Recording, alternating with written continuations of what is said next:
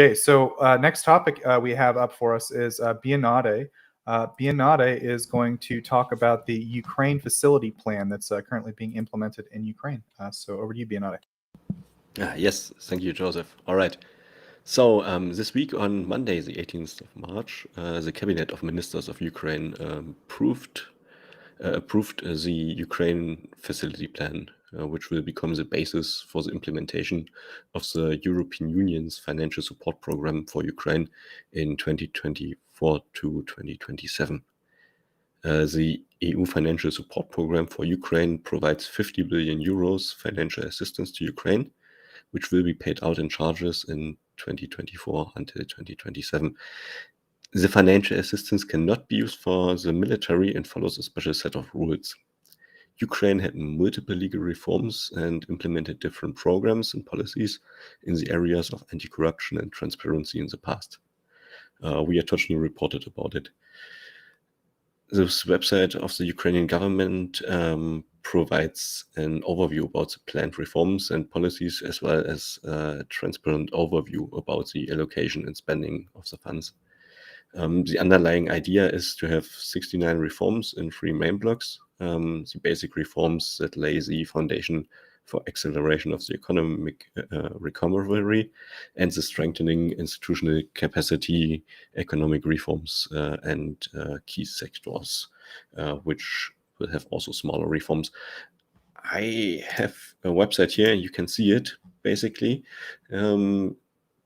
The domain is ukrainefacility.me.gov.ua.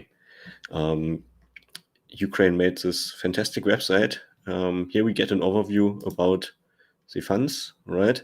38 billion direct support to the state budget.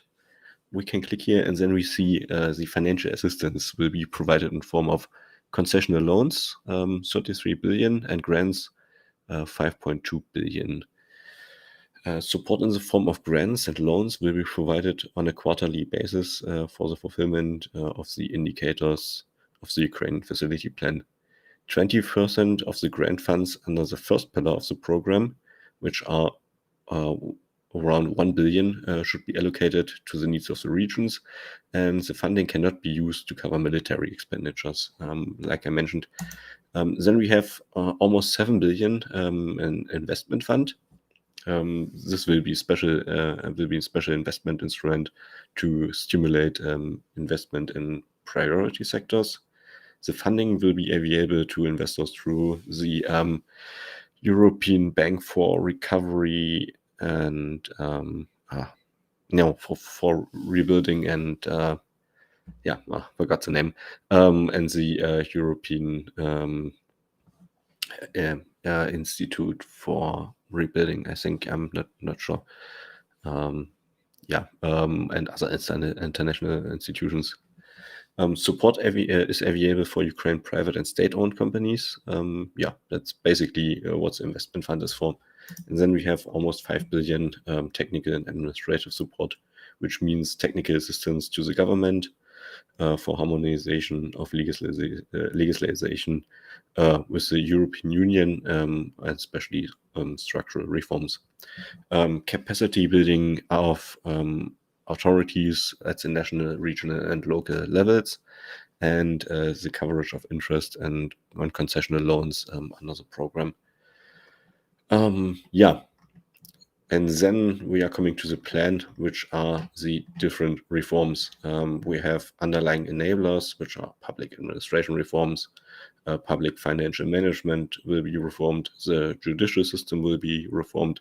And the fight against corruption and money laundering is one of the key enablers for this whole recovery plan for Ukraine. Then there will be economic reforms, like I mentioned, for the financial markets, management of public assets, human capital, business environment, and decentralization and regional policies. If you're interested, decentralization and regional policies, we had a nice talk with Sören on our podcast. This is still existent. You can listen in when we talk about this topic. Which are the key sectors? right? The energy sector, transport and logistics, agri-food sector, critical raw materials, entrepreneurship, SME development and processing industries, information technologies, green transition and environmental protection. If you want to know more and want to read more about the reforms, you can click here. There's more about it explained. And it's quite a nice website, provides much information. Here's a timeline, how this money will be given to Ukraine. And what the indicators are basically for giving this money. So it's quite an interesting website, and Ukraine basically shows you in a really nice manner transparency and informs us about what is happening. Yep. Any questions? I've got a question, Bionade. How long did it take Ukraine to get this funding, and what kind of support package is this? Is this on an annual basis, or has that not been determined yet? Thanks. On this website somewhere is explained that which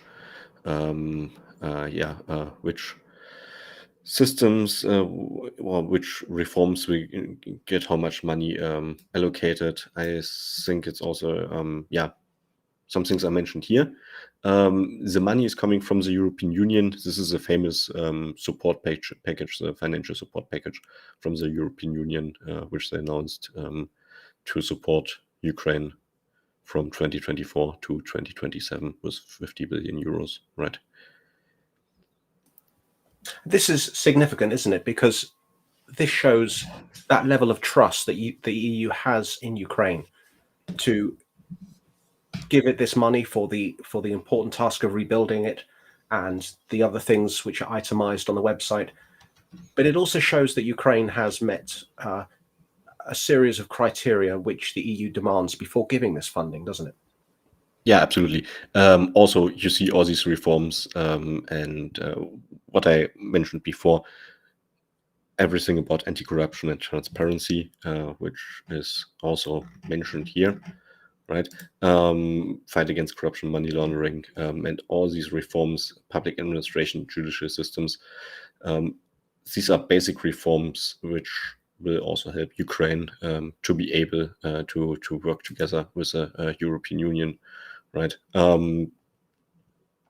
Ukraine implemented already many systems for this to be more transparent, to be more accountable, and this is absolutely a step in the right direction and a big